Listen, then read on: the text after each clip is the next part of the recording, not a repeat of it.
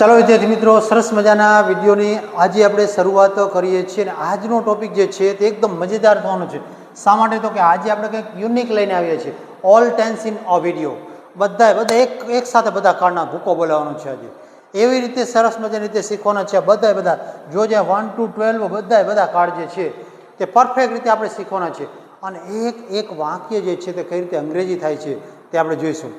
કોઈ પણ ટેન્શન લીધા વગર જરાક મગજને છે ને ફ્રેશ કરીને બેસી જાઓ. આવડશે. ચાલો જુઓ જોઈએ, શરૂઆત કરીએ આપણે. અને ડાયરેક્ટ તમે જોશો તો ઘણું બધું તમને એક સાથે જોવા મળશે. ક્યાં? તો કે અહીંયા જુઓ જોઈએ, 12 કાર્ડ જે છે તમને એક સાથે એક જ સ્લાઇડની અંદર આપ્યા છે. તો આ સ્લાઇડની અંદર આપવા માટેનું રીઝન એ છે કે બધા જ કાર્ડ જે છે તે એક સાથે હોય તો કઈ રીતે અલગ પડે છે તેની આપણે વિગતે ચર્ચા કરશું આજે. બરાબર? તો જુઓ જો અહીંયા પ્રથમ છે સાવકા, સાદો વર્તમાન કાળ જે છે તે કઈ રીતે હોય છે? તો કે I play cricket on the ground. બરાબર? તો અહીંયા તમે જોશો તો વાક્યનું બંધારણ કેવું હોય છે? તો કે કર્તા પ્લસ ક્રિયાપદનું એસકેએસ મૂળરૂપ. ટૂંકમાં આ જગ્યાએ તમને એક તફાવત જોવા મળશે દરેકની અંદર. તો અહીં આઈ પ્લે, શા માટે પ્લે આવ્યું છે? તો કે જ્યારે કર્તા તરીકે હી સી ઇટ સિવાયના કોઈ પણ કરતા હોય તો ક્રિયાપદનું કયું રૂપ આવે છે? હંમેશા મૂળરૂપ. એટલા માટે આપણે શું કર્યું છે? અહીંયા મૂળરૂપ મૂકેલું જોવા મળે છે. પછી સાદા ભૂતકાળની ચર્ચા કરીએ તો અહીંયા જુઓ જોઈએ શું જોવા મળે છે તમને? પ્લેડ. એટલે કે આઈ played cricket on the ground. આ સાદો ભૂતકાળ થયો. આ બે કાળ જેવા છે કે જેની અંદર શું હોય છે? તો કે સહાયકારક ક્રિયાપદ હોતા નથી.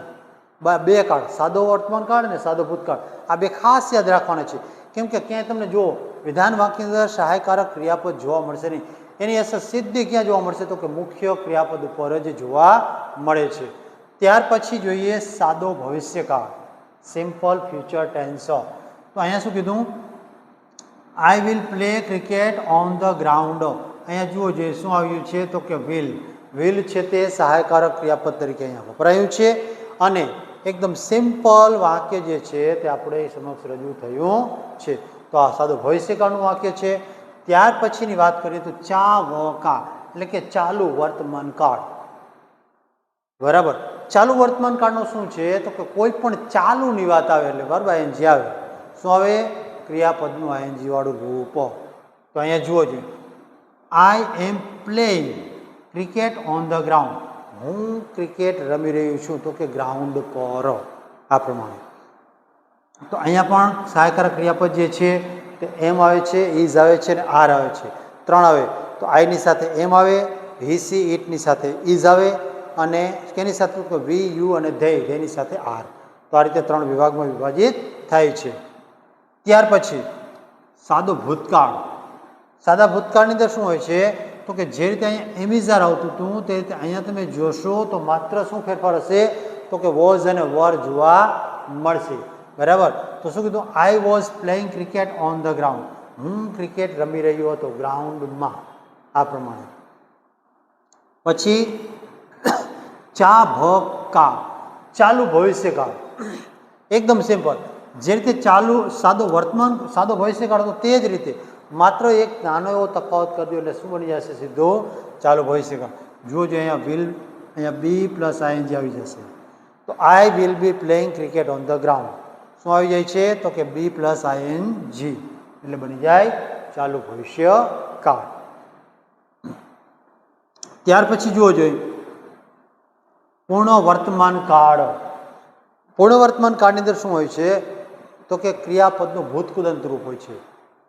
અથવા તો કોઈ પણ પૂર્ણ કાળની અંદર ક્રિયાપદનું કયું રૂપ હોય? તો કે V3 એટલે કે ભૂતકૃદંત.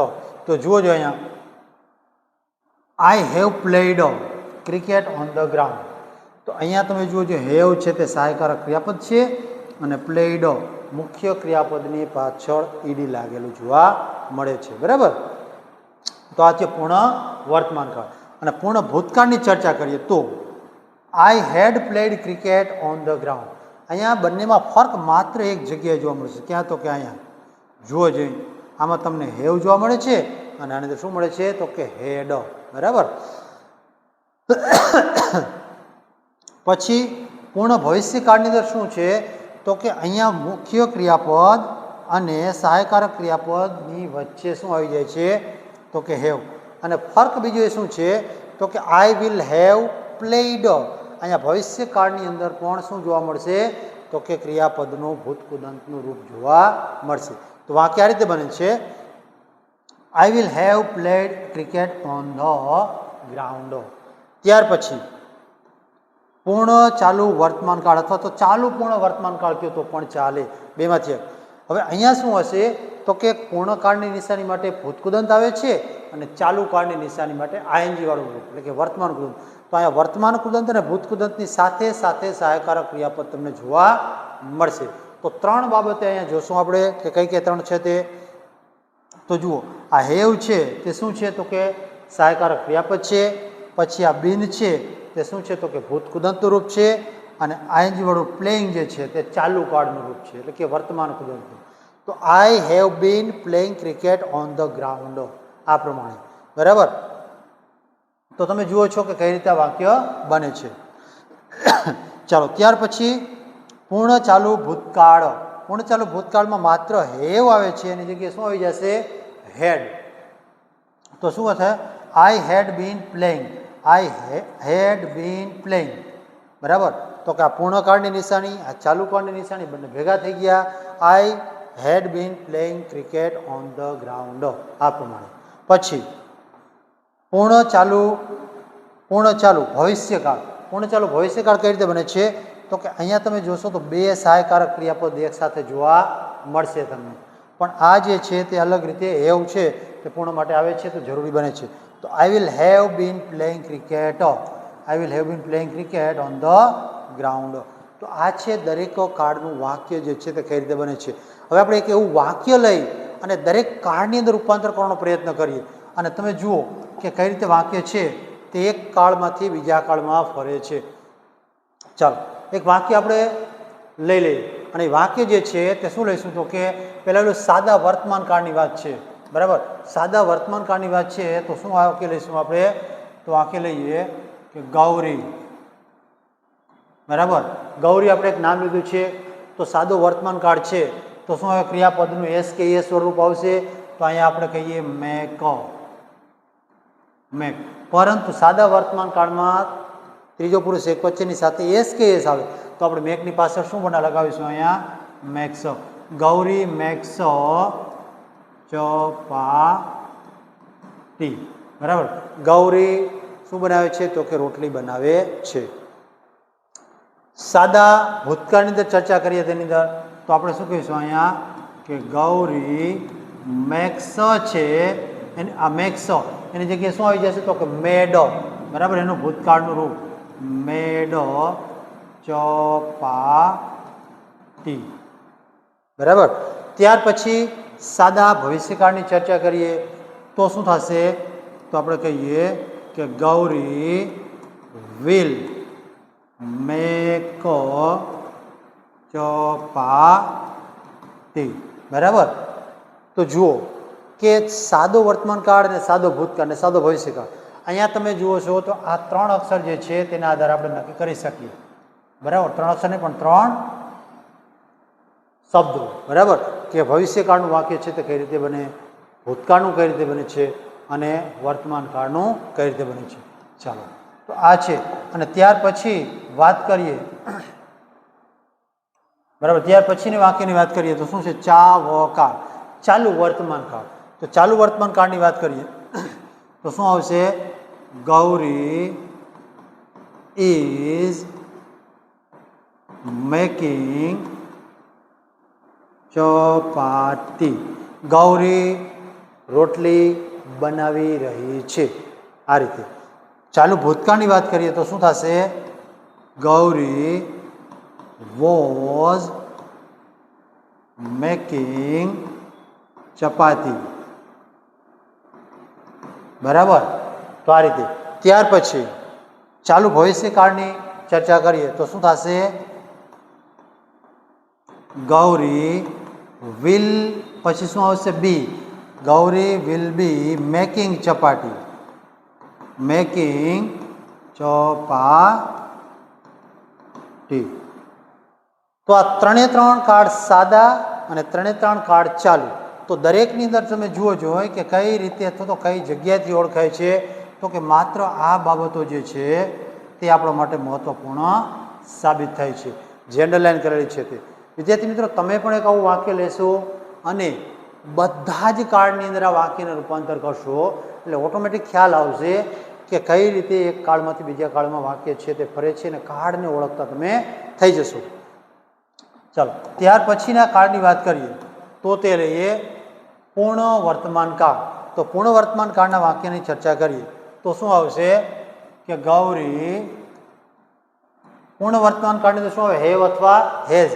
તો ગૌરીની સાથે શું આવશે, હેઝ. અને મેકનું ભૂતકૃદન શું થાય તો કે મેડ. બરાબર, મેકનું ભૂતકૃદન મેડ. શું બનાવે છે તો કે ચપાતી. આ રીતે. પછી પૂર્ણ ભૂતકાળની વાત કરીએ તો શું કહીશું આપણે કે ગૌરી હેડ મેડ ચપાટી. બરાબર. પછી પૂર્ણ ભવિષ્યકાળની તો અહીંયા શું થશે કે ગૌરી વિલ હેવ મેડ ચપાટી. તો તમે જુઓ છો કે મિત્રો કઈ રીતે બને છે. આ જગ્યાએ વાક્યની ચર્ચા કરીએ તો આમાં શું છે તો કે આ જગ્યાએ ફેરફાર તમને જોવા મળશે. દરેકની અંદર આના આધારે નક્કી થાય કે કયો કાળ. તો કે પૂર્ણ ચાલુ વર્તમાન કાળ તો શું આવશે કે ગૌરી હેઝ બીન મેકિંગ ચપાતી. બરાબર, ગૌરી હેઝ બીન મેકિંગ ચપાટી. ત્યાર પછી પૂર્ણ ચાલુ ભૂતકાળ તો તેમાં શું થશે કે ગૌરી હેડ બીન મેકિંગ ચપાતી. ચાલો, ત્યાર પછી કયું છે તો કે પૂર્ણ ચાલુ ભવિષ્યકાળ. તો પૂર્ણ ચાલુ ભવિષ્યકાળમાં શું આવશે તો કે Gauri will have been making ચપાતી. બરાબર મિત્રો. તો જો જોઈએ કે આ રીતે વાક્ય જે છે તે ક્યારે અને કેવી રીતે બને છે તો તમને ખ્યાલ આવશે. અહીંયા કઈ બાબતને ધ્યાનમાં રાખવાની છે તો કે આ 3 બાબતને ધ્યાનમાં રાખવાની થશે. બરાબર, તેના આધારે નક્કી થાય કે કયો કાળ છે અને કઈ રીતે તે બને છે. બરાબર મિત્રો, તમને જો કોઈ પણ પ્રકારની સમસ્યા હોય કાર્ડને લગતી તો મને કોમેન્ટ બોક્સમાં કોમેન્ટ ચોક્કસથી આપજો. અને તમને કેટલા કાર્ડના વાક્ય આવડ્યા છે, એક જ વાક્ય લઈ અને દરેકને તમે આ 12 કાર્ડની અંદર આવડે છે કે કેમ, જેટલા કાર્ડમાં આવડે એટલા મને કોમેન્ટ બોક્સમાં કોમેન્ટ આપશો. ઓકે, જય હિન્દ અને જય ભારતની સાથે આજના લેક્ચરને પૂર્ણ કરીએ.